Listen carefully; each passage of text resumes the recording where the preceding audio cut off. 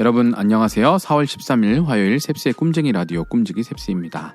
요즘 저는 좋은 어른이 된다는 것은 무엇일까 생각해보고 있습니다.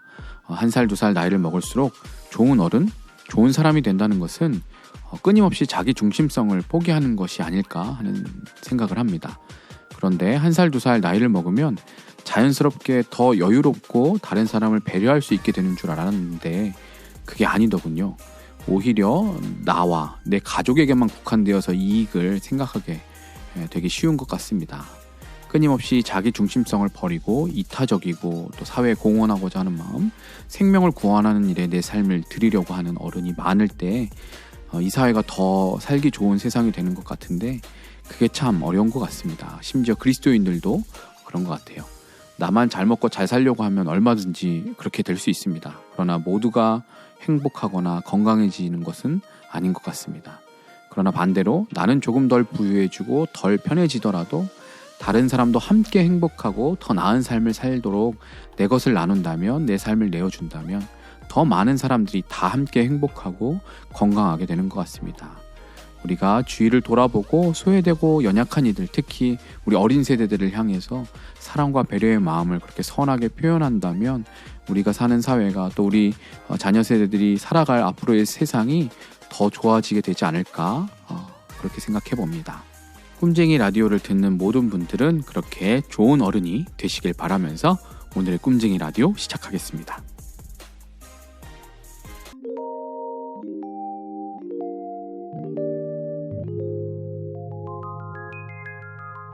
셉스의 꿈쟁이 라디오. 오늘의 메시지 시간입니다. 오늘의 큐티인 본문 역대하 4장 11절부터 5장 1절까지 말씀을 메시지 성경 번역으로 읽어드리겠습니다. 들통, 부삽, 대접도 만들었다. 이렇게 해서 일이 마무리되었다. 후람은 솔로몬 왕에게 약속한 일을 모두 마쳤다. 기둥 둘, 기둥 꼭대기에 얹은 대접 모양의 기둥머리 둘, 기둥머리에 장식용 세곡물 둘, 두 세곡물에 달린 석류 모양 400개, 각 세곡물마다 겹줄의 석류, 세면대 10개와 거기에 딸린 대야, 바다 하나와 그 밑의 황소 12마리, 그 밖의 들통, 고기갈고리, 부삽, 대접. 후람 아비가 하나님의 성전을 위해 솔로몬 왕에게 만들어준 이 모든 기구는 광택이 나는 청동으로 만든 것이었다. 왕은 숫꽃과 사르단 사이에 있는 요단 평지의 주물 공장에서 진흙에 부어 주조하는 방법으로 그것들을 만들게 했다. 이 기구들은 수가 너무 많아서 무게를 달지 않았다. 청동이 얼마나 쓰였는지 아무도 모른다. 솔로몬은 또 하나님의 성전에서 쓸 가구와 부속물도 만들었다. 금제단, 임재의 빵을 차려놓는 상, 성소 내실, 곧 지성소 앞에 켜놓을 순금 등잔대와 거기에 딸린 등잔들, 금꽃, 등잔, 부젓가락 모두 순금, 금으로 만든 심지 자르는 가위, 대접, 국자, 향로들, 금을 입힌 성전문, 지성소문, 본당문. 이렇게 해서 솔로몬 왕은 하나님의 성전과 관련된 모든 일을 끝마쳤다. 그는 아버지 다윗이 바친 거룩한 예물, 곧 은과 금과 기구들을 가져다가 하나님의 성전 보물 보관소에 두었다.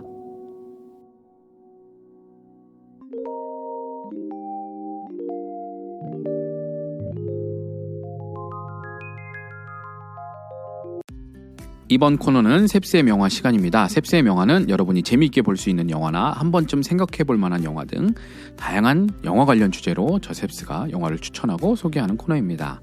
오늘 소개해드릴 영화는 감성 충만 추천 영화입니다. 코로나가 아니라면 이렇게 봄이 되어서 대학 캠퍼스의 그 활기차고 풋풋한 감성이 충만한 시기가 바로 요즘 요 시기이죠. 대학 생활하는 우리 청년들은 그 캠퍼스의 낭만을 즐기게 되는 그런 시즌인데요. 봄은 이렇게 아름다운 계절인 만큼 설레이는 감성으로 충만한 계절입니다. 그런 시즌에 어울릴 만한 설렘주의보의 영화, 감성 충만한 영화를 오늘은 한번 좀 추천해 보려고 합니다.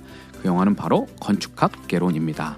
2012년에 개봉한 한국 영화로 이용주 감독이 각본까지 쓴 영화입니다.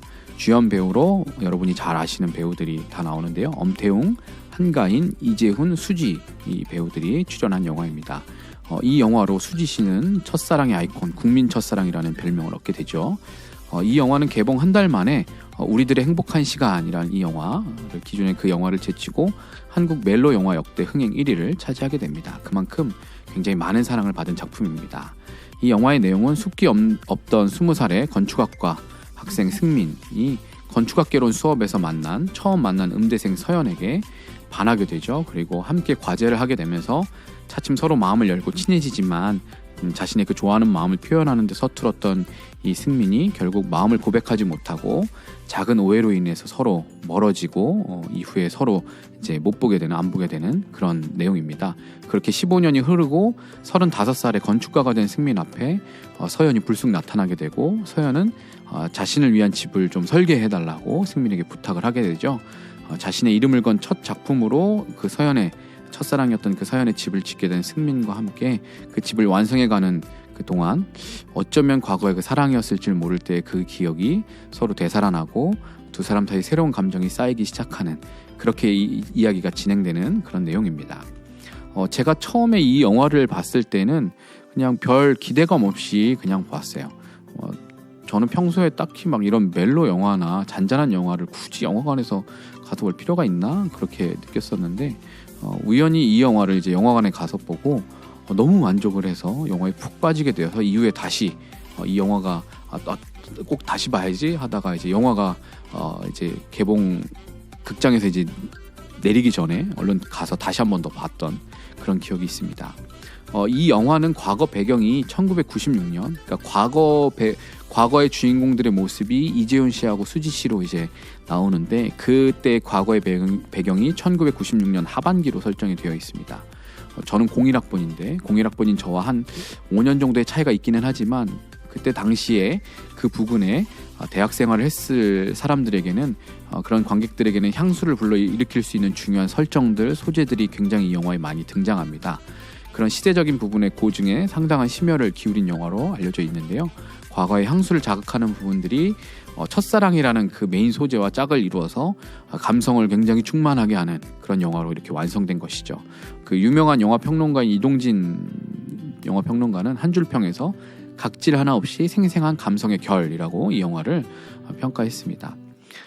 이 영화에는 제가 좋아하는 3가지 영화의 중요한 소재 혹은 메타포가 등장을 해요. 제가 좋아하는 3가지가 있는데 바로 첫사랑, 그리고 제주도, 그리고 김동률의 음악, 이 3가지 제가 참 좋아하는 것들인데 제주도의 감성 돋는 배경과 함께 첫사랑이라는 그 소재가 두근거리는 감성을 느끼게 해주고 거기에 두 주인공의 감정선을 이어주는 음악인 김동률이라는 이 가수가 이제 과거에 이제 소속되어 있었던 그 팀이에요. 전람회라는 이 전람회의 음악이 이것을 더 증폭시켜주는 그 역할을 합니다. 그래서 이 3가지가 굉장히 중요한 이 영화의 소재이죠. 그래서 제가 이 영화에서 꼽는 최고의 명장면 중 하나도 주인공인 승민과 서연이 함께 이어폰을 한쪽씩, 옛날에는 CD 플레이어를 가지고 들었었죠. 그 더 전에는 제가 중고등학생 때는 이제 워크맨이라고 해서 테이프를 가지고 들었었는데 이때 당시 대학생 때는 이제 CD 플레이어 가지고 소니 CD 플레이어를 이제 한쪽씩 나눠서 들으면서 전람회의 음악을 듣는 기억의 습작이라는 그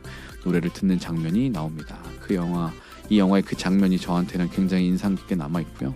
전람회의 음악을 들으면서 서로 교감하는 장면이 굉장히 기억에 남습니다. 그리고 또 하나 장면 더 있다면 두 사람이 이제 주인공 이재훈하고 수지 씨가 이제 같이 시외로 놀러 나갔다가 시골의 한적한 버스 정류장에 앉아서 버스를 기다리다가 이 여주인공이 이제 이 승민의 어깨에 기대어서 이제 잠이 들어요. 근데 그 좋아하는 그 마음을 가지고 표현을 할까 말까 막 두근거리면서 고민하다가 근데 이때 이제 그 수지 씨가 이제 잠든 척 하는 건지 몰라요. 근데 이제 키스를 하려는 장면이 이제 남자 주인공이 여자 주인공에게 키스를 하려는 장면이 나와요. 그래서 키스를 했었나 안 했었나 기억은 정확하게 안 나는데 그렇게 키스를 하려고 하는 그 장면이 영화의 감정선을 두 사람이 서로 좋아한다는 그 감정을 잘 보여주는 장면인 것 같아요. 영화상에서 서로 나 너 좋아해 라고 나 너랑 잘 해보고 싶어 이런 표현, 이런 말 대사는 전혀 하지 않지만 이 장면에서 이 여주인공도 이 남자 주인공을 좋아하는구나, 이 남자 주인공도 여자 주인공 좋아하는구나, 이런 걸 알 수 있게끔. 왜냐하면 이제 뒷부분에 보면 여자 주인공이 술 취해 있는 상태인데 그 학교 선배가 그 술 취한 걸 틈타서 좀 이렇게 키스를 시도하려고 하는 장면이 있어요. 근데 거기서는 이렇게 거부하거든요. 그렇게 안 하고 거부하는 장면이 나와요. 그러니까 이런 걸 보면 이 여주인공이 분명히 자기가 좋아하는 이 남자 주인공 승민에게 그 잠든 척 한 것 같아요, 제 느낌에는. 그러면서 이제 키스도 하게 되고 뭐 이러면서 이제 풋풋한 어떤 첫사랑의 감정들을 막 이렇게 묘사를 해주는 장면이 나옵니다. 그 첫사랑의 순수하고 설레이는 감정을 이 영화가 참 잘 표현하는데요. 이 영화를 보시고 뭐 여러분 첫사랑 떠올리면서 지금 옆에 있는 배우자 혹은 연인과 비교를 해봐라 이런 건 아니고요. 지금 내가 사랑하는 사람, 나에게 소중한 사람에게 지금 내가 최선을 다하지 않으면, 내가 그 사람을 사랑하는 그 마음들을 잘 표현하지 않으면 오랜 시간이 흘러서 후회해도 소용이 없을 때가 오는 것 같아요. 이 남자 주인공은 막 후회하거든요. 나중에 그때 내가 왜 못했을까, 이런 후회하는, 그런 고뇌하는, 갈등하는 그런 장면들이 잠깐 나와요.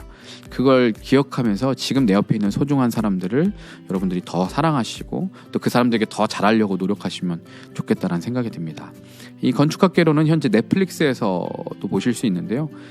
넷플릭스 보니까 시청할 수 있는 날이 5월 8일까지더라고요. 그 이후에는 이제 넷플릭스에서는 못 보는 거예요. 그래서 뭐 아니면 다른 방법으로 여러분이 이제 돈을 지불하시고 보실 수 있는데, 넷플릭스를 계정을 갖고 계신 분들은, 구독하고 계신 분들은 5월 8일까지는 그냥 보실 수 있습니다. 아직 못 보신 분들은 그 전에 꼭 보시길 추천드리고요. 잔잔한 감동과 감수성을 느껴보고 싶은 분들, 캠퍼스의 낭만과 그 과거 예전의 그 추억들을 되살리고 싶으시다면 한 번쯤 보시면 어떨까 생각해 봅니다. 제가 추천드린 영화를 보시고 감상평 여러분 유튜브 댓글로 남겨주시면 감사하겠고요. 혹은 여러분이 추천하는 영화도 소개해 주시고 알려주시면 함께 제가 이야기 나누도록 하겠습니다.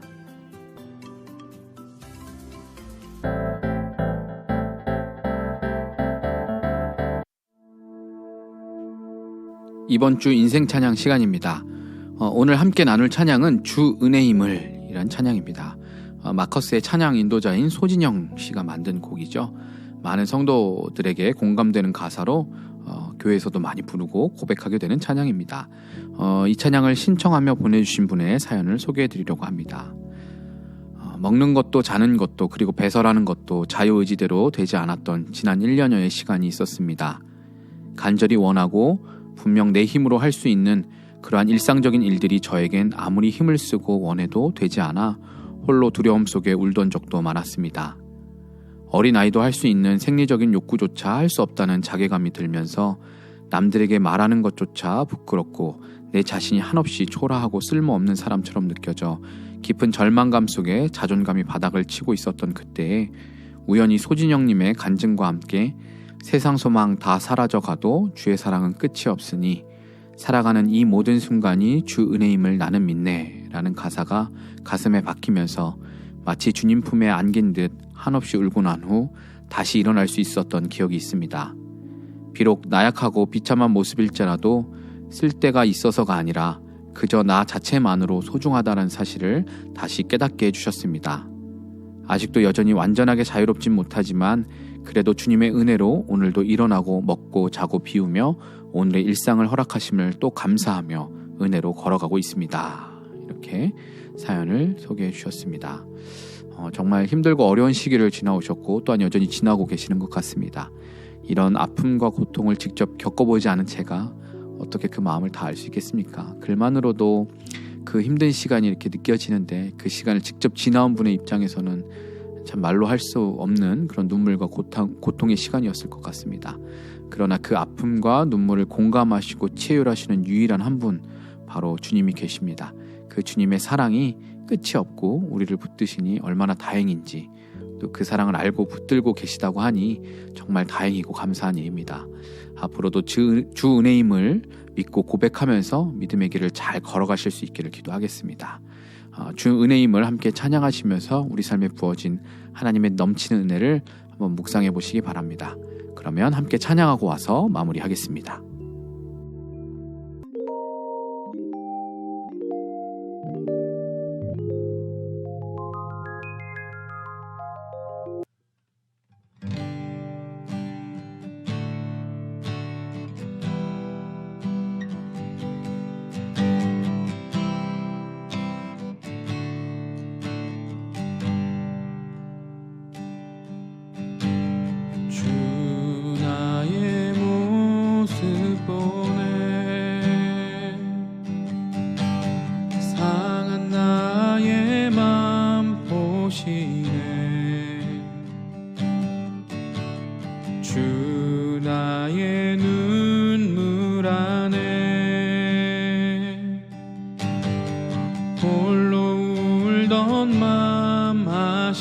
동참하시네.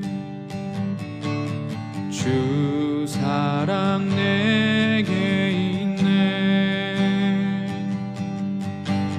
그 사랑이 날 채우네. 주네 내게 있네. 그네로 날 세우네. 세상 소망 다 사라져가도 주의 사랑은 끝이 없으니 살아가는 이 모든 순간이 주 은혜임을 나는 믿네. 세상 소망 다 사라져가도 주의 사랑은 끝이 없으니 살아가는 이 모든 순간이 주 은혜임을 나는 믿네.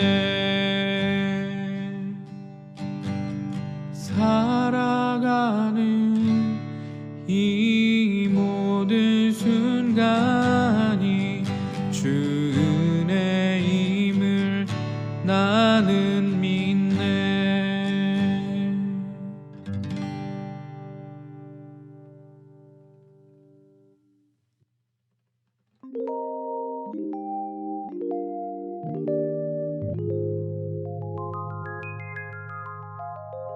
셉스의 꿈쟁이 라디오.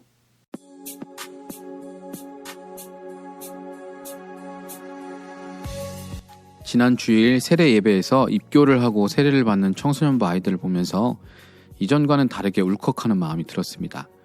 물론 이전에도 감동이 있었지만 이번에는 무언가 더 마음이 뭉클한 것이 있었습니다. 왜 그럴까 생각을 해보았습니다. 아마도 저도 이제 자녀가 초등학교에 가고 점점 더 잘하고 있어서가 아닌가 하는 생각이 들었습니다.